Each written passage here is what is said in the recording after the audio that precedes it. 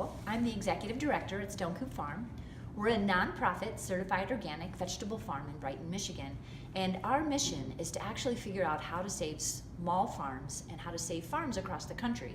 Because more than 50% of our farmland is actually going to be up for sale in less than 10 years because our average age farmer is almost 60. The biggest dilemma is, how do new farmers afford the farmland?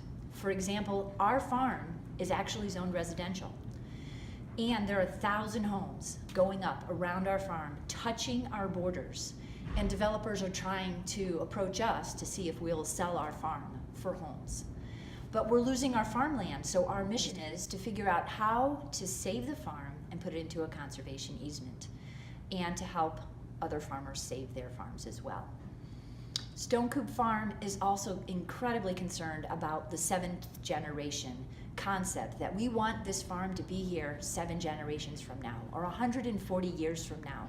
And we want our children to be able to use this land because it's healthy, it's still viable for farming, so we don't use any pesticides or chemicals on our farm, and that's why we do organic farming.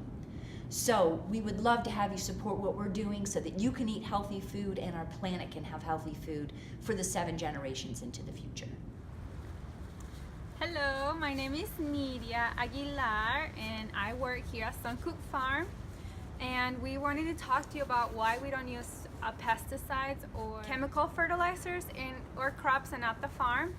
We believe that fertilizers and pesticides are not only bad for us when we're consuming the food, but also for the life in the soil. Studies show that there's about 1 billion bacteria in 1 gram of soil, and that's a lot of life. So if you think about, spraying a community with pesticides or, chemical fertilizers, that would be like somebody coming up to us and spraying us with all that stuff, and we don't believe in that. There's also a lot of runoff that happens with agriculture.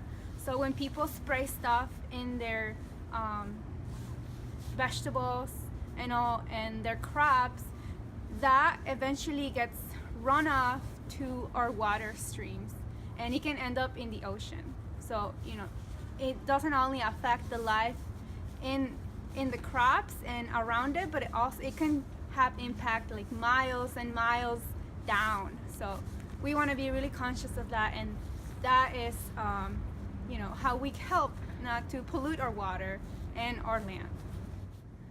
So you may see in the grocery store that organic food is more available, but in the United States, less than 1% of all of our farmland is actually organic.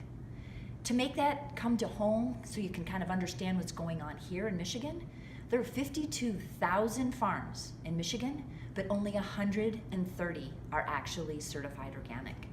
So we need your support, and we need to save our planet. So think about what you're eating and what you're putting in your mouth, and make sure it's healthy. Thank you.